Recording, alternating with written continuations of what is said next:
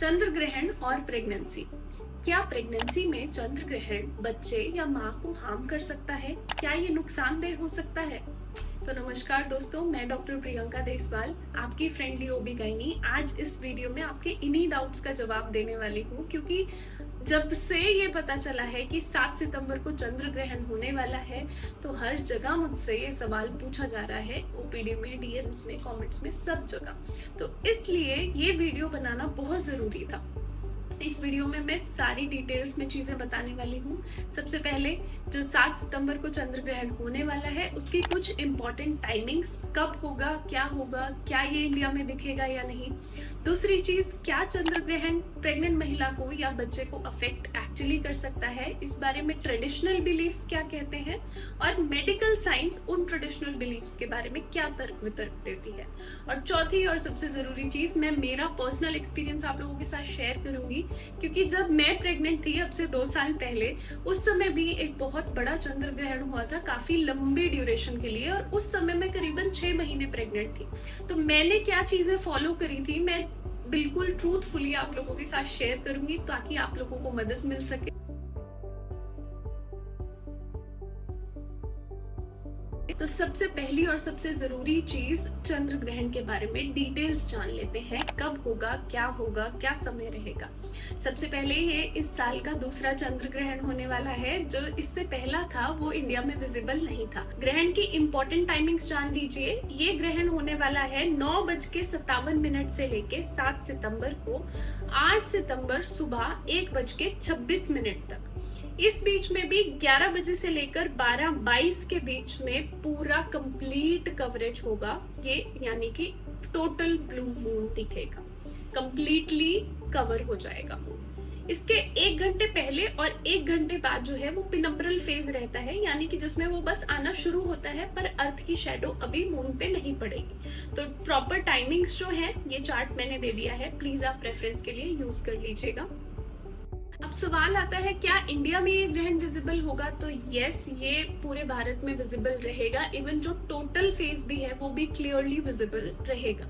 इसके अलावा कुछ इन एरियाज में भी ये ग्रहण विजिबल रहेगा, आप देख सकते हैं। ग्रहण को लेके बहुत सारी प्रेग्नेंट महिलाएं डरी हुई हैं कि क्या मैम हमें नुकसान हो जाएगा या बच्चे को नुकसान हो जाएगा। बड़े बूढ़े ये बोल रहे हैं, कोई यहाँ न्यूज चैनल पे ऐसा दिखा रहे हैं, वहाँ फोन पे ये मैसेजेस आ रहे हैं। बहुत सारे डाउट्स हैं लिटरली इस बारे में। एंड मेरे टाइम पे भी मैं बहुत इस बात को लेके डर गई थी कि एक्चुअली क्या होगा, क्या सच में कुछ इफेक्ट होगा। तो इस बारे में ये अनवांटेड सलाहें, बहुत सारा स्ट्रेस, सब प्रेग्नेंट महिलाओं को इस समय इन 7-10 दिनों में झेलना पड़ रहा है, सुनना पड़ रहा है। आप लोगों को क्या सलाहें दी जा रही हैं, एक बार मुझे कमेंट बॉक्स में जरूर शेयर कीजिएगा। कुछ सही होंगी, कुछ गलत होंगी, कुछ क्लियर करने की कोशिश करेंगे, सब लोगों की मिलकर हेल्प हो जाएगी। तो कमेंट्स में जरूर बताना आप लोगों को क्या सलाहें मिल रही है और आप क्या फॉलो करने वाली हैं। तो अब सबसे पहले हम जान लेते हैं कि ट्रेडिशनल बिलीफ्स क्या कहते हैं। तो एज पर आवर ट्रेडिशनल बिलीफ्स, जो मोस्ट प्रोमिनेंट बिलीफ्स हैं वो हम शेयर करेंगे, एंड उसके बाद हम जानेंगे कि किस हद तक सही है, किस हद तक आपको फॉलो करना आपके लिए सेफ होगा या अनसेफ होगा, क्या रहेगा। पहले बिलीफ्स जान लेते हैं। सबसे पहला बिलीफ जो माना जाता है वो बोलते हैं कि प्रेग्नेंट महिला को इस समय जो ग्रहण और ग्रहण से पहले का सूतक काल होता है, सूतक काल ग्रहण से 9 घंटे पहले माना जाता है, यानी कि वो करीबन दोपहर में शुरू हो जाएगा। तो दोपहर के 12 बजे से लेके रात को ग्रहण खत्म होने तक करीबन 12 घंटे की अवधि हो जाएगी। उस समय में ट्रेडिशनल बिलीफ्स के अकॉर्डिंग ये बोलते हैं कि प्रेग्नेंट महिलाओं को कुछ भी खाना नहीं चाहिए, इवन जल भी ग्रहण नहीं करना चाहिए। दूसरी चीज, सूतक काल और ग्रहण की अवधि में ये भी कहा जाता है कि प्रेग्नेंट महिलाओं को बाहर नहीं निकलना चाहिए, शैडो नहीं पड़नी चाहिए, हार्मफुल रेज निकलेंगी जो कि माँ और बच्चे को खराबी कर सकती हैं, बच्चा इवन अपंग हो सकता है, ये भी सुनने को मिलता है। प्रेग्नेंट महिलाओं को इस समय शार्प ऑब्जेक्ट्स जैसे चाकू, छुरी ये भी चलाने के लिए मनाही कही जाती है कि ये चीजें आप यूज नहीं करें। इसके अलावा इस दौरान दान पुण्य, पूजा पाठ, मेडिटेशन, भजन ये सब करने की सलाह दी जाती है, क्योंकि ये बड़ा ऑस्पिशियस टाइम माना जाता है। कई लोग ये भी बोलते हैं कि प्रेग्नेंट महिला को इस समय बेड पे नहीं लेटना चाहिए, रेस्ट नहीं करना चाहिए, सोना नहीं चाहिए। और सच बताऊं, इनमें से हर एक सलाह मुझे भी मेरे समय पे दी गई थी, पर अब थोड़ा तो साइंस वाला दिमाग में चलाऊंगी। मैं यहाँ पे किसी की कल्चरल बिलीफ्स को हर्ट नहीं करना चाहती।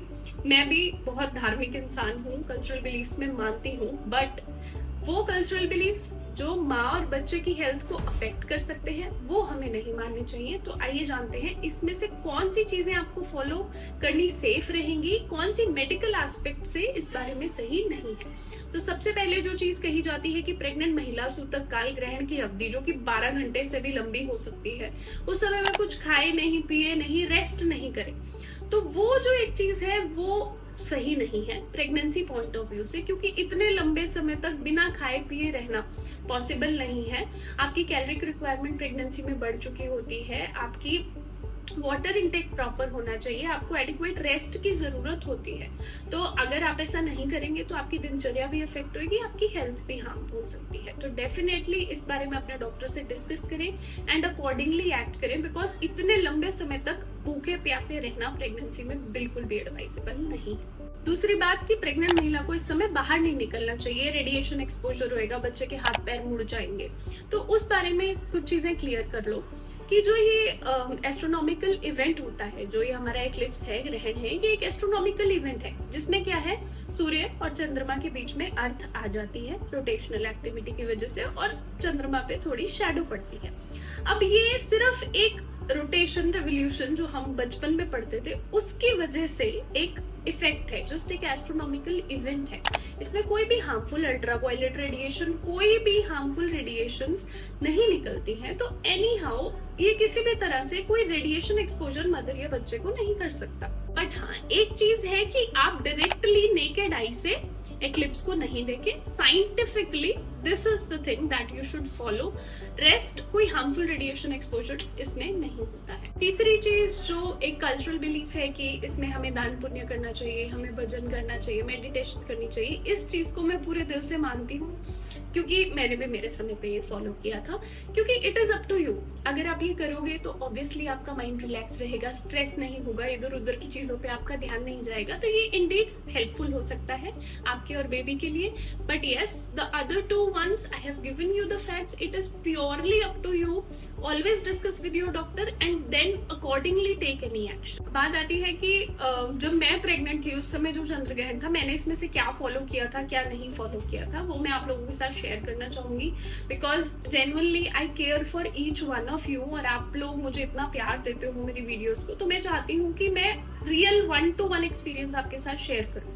तो उस समय मैं 6 मंथ प्रेग्नेंट थी जब उस साल में चंद्र ग्रहण हुआ था। वो काफी बड़ा इवेंट था, मुझे मेरे सारे रिलेटिव्स के फोन आए थे एंड अराउंड 6 मंथ प्रेगनेंसी थी and by chance due to some events मैं उस समय अकेली थी हॉस्पिटल में ही, मतलब मैं जहाँ पे रह रही थी उस समय मैं अकेली थी, कोई नहीं था साथ में। तो व्हाट आई फॉलोड इज, मैं बाहर नहीं गई, ठीक है, because yes why to like see the eclipse, I didn't see the eclipse. तीसरी चीज, मैं उस समय बिकॉज वो जो सूतक काल में मैंने खाया था, मैं भूखी प्यासी नहीं रही थी। हाँ, पर मेरी दादी ने जैसा मुझे कहा था कि तुलसी के पत्ते डाल के खाओ, तो वो मैंने किया था, because that was my choice, that was not harmful actually. तो मैंने तुलसी के पत्ते डाला हुआ खाना खाया था डेफिनेटली। एंड जो बिल्कुल पीक ड्यूरेशन ऑफ एक्लिप्स थी उसमें मुझे मेरी दादी ने बोला था कि एक नारियल अपने पेट के पास रख के सो जाइयो, कोई दिक्कत नहीं होगी। तो बस मैं वो नारियल, बस सिर्फ मेरी श्रद्धा भावना की वजह से वो मैं अपने पेट के पास रख के सोई थी। ऐसा नहीं था कि मैंने रेस्ट नहीं किया, ऐसा नहीं था कि मैंने खाना नहीं खाया। बट हाँ, इसीलिए इस वीडियो से मैं सिर्फ एक यही मैसेज देना चाहती हूँ कि कल्चरल बिलीफ्स यस डेफिनेटली अपनी जगह है, पर आपको समझदारी ये दिखानी है कि जो चीजें आपके और बच्चे के लिए हार्मफुल नहीं है, एटलीस्ट बस वो फॉलो करें। अंधविश्वास और ज्यादा सुपरस्टिशन में पड़ के अपनी और बच्चे की हेल्थ को आप कॉम्प्रोमाइज नहीं करें। आई होप मैं आपको ये इस बारे में पूरी जानकारी दे पाई होंगी। मैं मेरा पर्सनल एक्सपीरियंस इसीलिए शेयर किया ताकि आप लोगों को 1-on-1 पता चले what I actually did. And I am not promoting any superstition activities and I'm not hurting any cultural beliefs here. I'm just sharing a personal experience and I just want all of you to be happy and healthy, ताकि आप और आपके बच्चे बिल्कुल स्वस्थ रहें, लंबे समय तक भूखे प्यासे रह के अपनी हेल्थ पे अफेक्ट ना डालें। इसके बाद भी आपको कोई डाउट्स हैं तो प्लीज कमेंट्स बॉक्स में जरूर पूछिएगा, मैं हर कमेंट का रिप्लाई करने की कोशिश करूंगी। और मुझे जरूर बताना आपको वीडियो कैसा लग रहा है, अगला वीडियो किस टॉपिक पे देखना चाहिए।